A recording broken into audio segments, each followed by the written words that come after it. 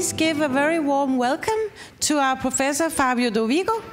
He's going to make a talk for us today about memory of the future, documentation as professional meaning making in early childhood education and care. Thank you, Fabio. Thank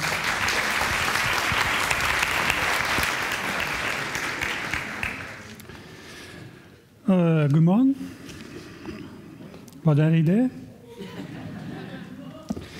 Still working on my Danish, so forget if I use English. Thank you for your comprehension, and first of all, I would like to personally thank you, the organization of this meeting. This very important meeting is my first time here for that meeting. It's my first time for many things now here. But I want to really thank you, the organization, especially Lonnie, for that. Thank you very much for this opportunity and for the meeting overall. And I will talk about this subject of documentation, and there are some connection also with the subject, especially about the right subject that has been also discussed by Kirsten before, in the presentation before. As you probably understand from my accent and my name, I'm not from here. I'm from Italy. And so let's start from the differences. There are many differences. As you know, in Italy and Denmark, the way we manage the kindergarten and nursery, especially, for example, the attitude to stay out or stay inside is completely different. As you know, we have very difficult weather in Italy, so this is impossible. There's explanation for not to get outside with the children. So, and family are really concerned about that. I'm joking, but that's true. That's about, you know, we all emphasize generally what are the differences, but let's put also what we share. We share something also, I think, and I like to emphasize that, what we share. And they come back to the difference. For example, the sign said, we finished the Kleenex. Thank you. And the implicit message is, please provide some Kleenex for our classroom. That's quite typical, that kind of collaboration. Family are asked to provide also very simple things, simple things to help with the work. But also more probably in deep, we share the right. We share the idea of providing child democratic right to be listened and to be recognized as a citizen in community. But we also, I think, we especially share this idea of what we call the rich child. Young children and their lives are often devalued and marginalized today in public discourse as poor or weak, innocent. They are spoken of in terms of needs, immaturity, fragility, cuteness. We, contrariwise, support an idea of children as intelligent, embarked on the challenge of making meaning on the world, a constant process of constructing knowledge, identity, value. And this also means that we don't see childhood as a kind of investment for the future. We see children as already rich, as citizens of the present. And briefly, we see childhood not as a sickness. We see childhood as one of the best periods of life. Schoolification. You know schoolification. Schoolification represented today this tendency to consider childhood as a bank investment. Let me show you some picture from a kindergarten in Harlem, United States, very poor area. And we talk about very poor area also around here, ghetto. And, but you see what is the arrangement of this school. I admire the school, I admire the school, but I have some concern about the school was, or the way the school was organized. You see, our space are packed, plenty of things, or etc. On one hand, this would be wonderful. They say the CISO has a wonderful. There are some offer opportunities, etc. I have difficulty on breathing in this kind of a room. Too much for me. There's no room for thinking about nothing. No room for etc. And especially no room to move around physically. These children stay a lot of time in that position, sitting down in circle, and the teacher, who is a teacher, is not a pedagogue, definitely, is teaching. And you see letter, number, etc. This is what we call the preschool. It's a pre-primary school, more properly. It's not a kindergarten. And also some very struck me is about they use this mood, scheme, and children are invited to put them every day in the right square. They are frustrated, annoyed, sad, or joyful, or tranquil and easy. And this was done in a very systematic way. And my reaction was, but the school is not about how I'm inside. School is also, I'm with you. It's not about interior psychology. Internal psychology is also about something social we share with the other, the experience we share with the other. So this is the use of psychology I don't really like, but I admire the effort of this school. The fact is, this qualification tend to define quality as what we call today excellence.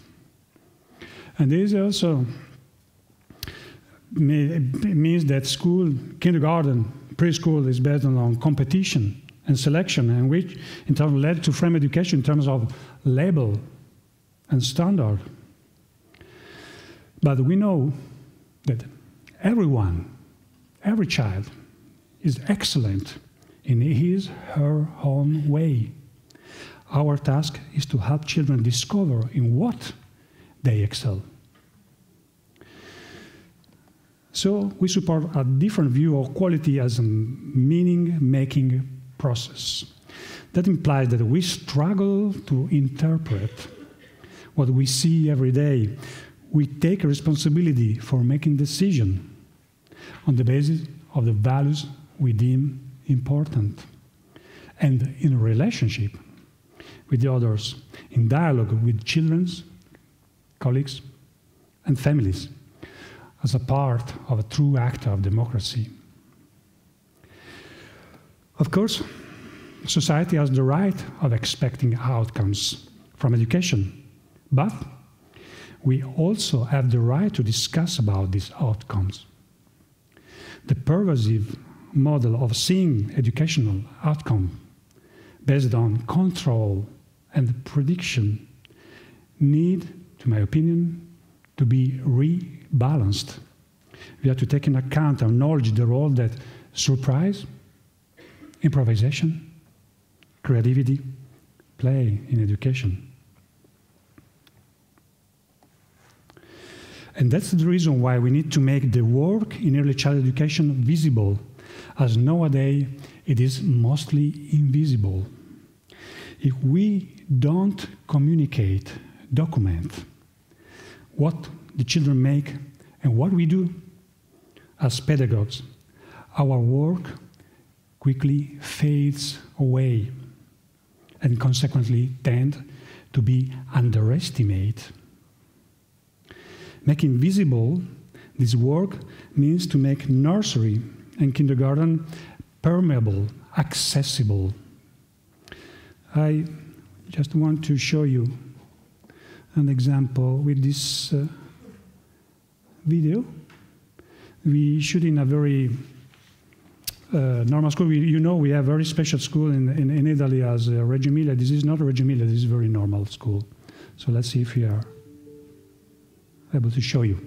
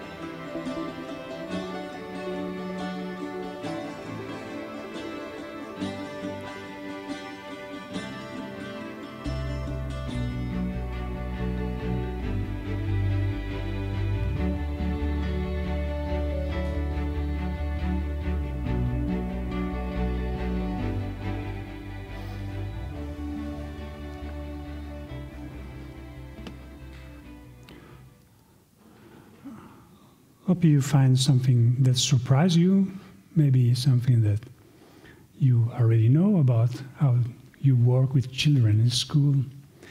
Let's just say that this school is a very normal school, as I said, except, I can say this, except for the fact that 70% of children are not from an Italian family. They are from a migrant family. So that makes this school quite, not special, interesting. What about documentation? You see, Documentation is a multi-purpose tool, as it aims to foster children's learning process. It puts theory and practice in connection. It promotes professional development, and also ensure public space in the forum, society, and provide method for assessment and evaluation. Documentation, first of all, is not a technique. There are some technical issues, of course, but it is not a technique. It's a way of guaranteeing that we are always reflective and valuing the other point of view. And this is also ethical. It's ethical because thanks to documentation, children become aware about the pedagogue's perspective, what we value in their activity as a starting point for interesting conversation. What implies documentation? Documentation involves observation. Here, observation means not just looking at what children are doing, but also listening to what they are saying, tuning into the many different languages children use. Documentation also involves interpretation and critique. Sharing observation with others helps pedagogues and children to gain different viewpoints on what is actually happening in any situation. Documentation involves evaluation. The evaluation facilitates reflection and self-reflection on children's and pedagogues' learning processes. And in turn, this sustains the professional development of pedagogues.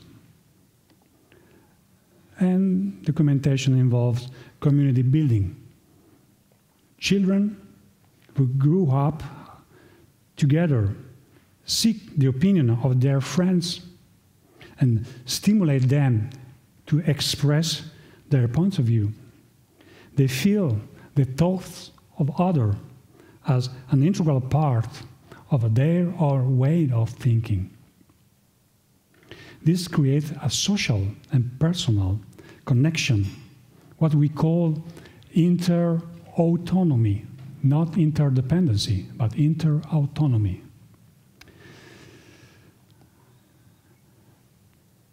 Pedagogues act as researchers when they challenge theory with practice. Theory, we know that inside this building. Theory is a wonderful tool, but it can also become a kind of normalization, a way, again, of predicting the outcomes. Doing research means making the pedagogues aware of their own theories, and sometimes that create positive crises. Positive crisis in terms of knowledge, professional, and personal identity sometimes. In that sense, documentation provides the opportunity of making generative mistakes. A moment of encounter with the uncertainty. So crises are not just a limitation, but a quality that we can offer when we recognize our limits as a pedagogical resources.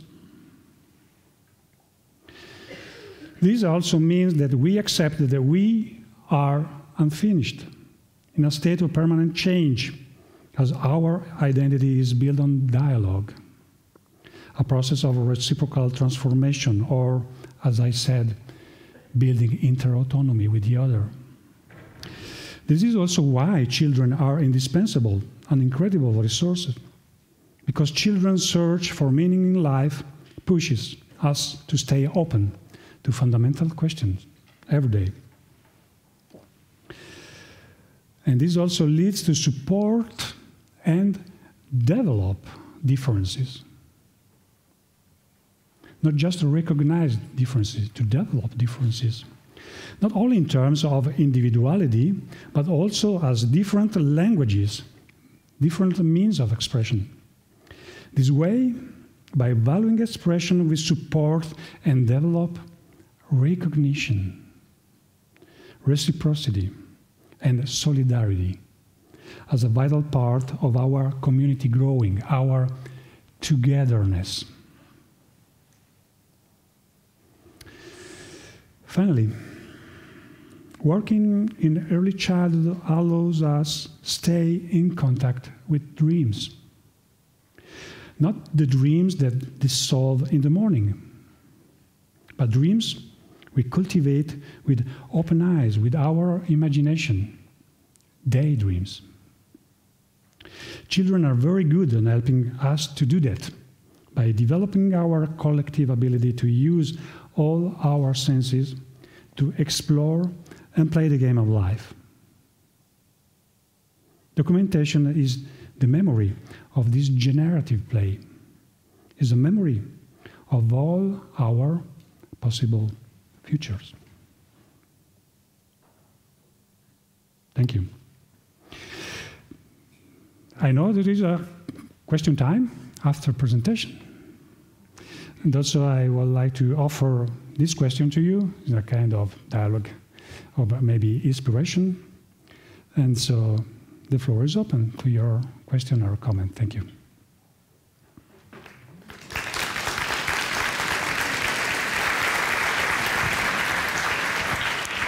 Thank you very much, Fabio. I actually suggest, because we do have some time now, so I suggest that you sit together, 2 and 3 or 2 and 2, and reflect upon these questions together. And then we'll have a plenum session in 7 minutes or so, talking about that. And if you have other questions, of course, you can raise them as well. Okay. May we, sorry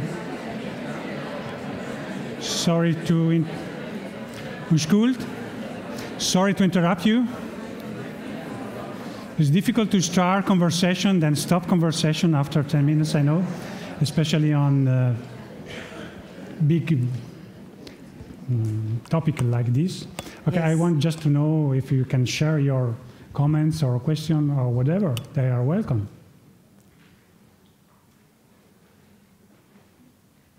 Yeah. Hello, my name is Jes. I'm a pedagogue in Rudersdal Kommune. I think the questions that you've put up here are really good to reflect over how we document in our institutions. And I had a good conversation with my colleague here, where we discussed how we do it now and what we could do better. And I especially like the idea to give the children the opportunity to revisit what we have documented with them, because they are such an active part of the documentation process in the kindergarten. And I like the idea that we can that we can show them what we as pedagogues and adults find value in what they do. When we tell them, I always ask the children if it's okay I take a picture of them, and if it's okay that I share it with their parents before I document anything, because I think it's really important that we have the children's consent and they have the opportunity to be part of the documentation process. So I think that the questions you've put up here are really good to reflect over and give our field a better knowledge about what it is that we share with the parents. Yeah. And ourselves as professionals. Okay, thank you for that. So let's see if there are other comments or questions.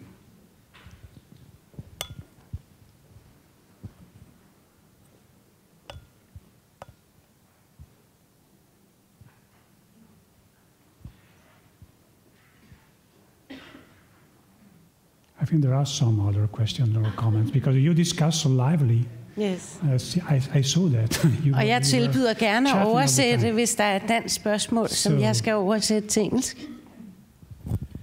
Hej, jeg hedder Lone Svindt. My question, Fabio, is not regarding your questions here. They are really marvelous. But I came to think about, you asked us when you showed us the slides with all the pictures from the kindergartens.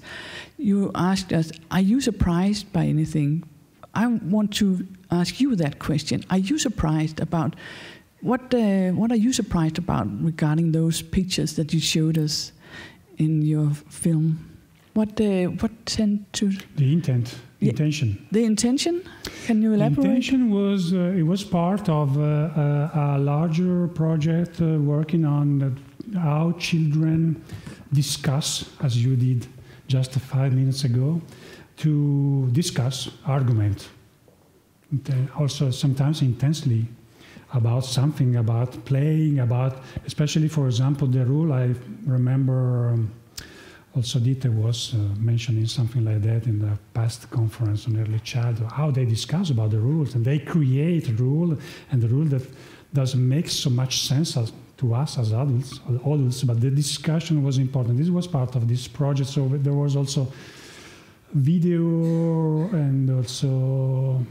But that's an interesting question also, because documenting, you start using this as this project, filming and taking picture of children. You see more children than teacher, for example. It's not about interaction, adult-child. It's another matter, another subject, a very interesting subject of documentation. This kind of example was really focused on children. But the interesting point that we start using this to find something about discussion among children, but also there was also a kindergarten with 70% of children from different languages, from Russia, China, South America, etc. So there was a kind of linguistic challenge too, also intercultural features too. So when you start documenting, this is difficult.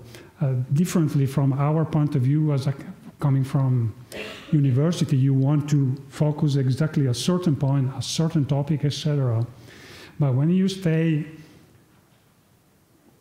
inside the contexts are complex. So there was this intercultural feature, and there was also other topic emerging from this. For example, we start filming the frukost, how do you call this? The lunch, sorry. The lunch part, because we want to say how they interact, but there are other things that are emerging during this research. So that's very interesting. So something comes as a surprise, always as a surprise. That's what I love working with young children.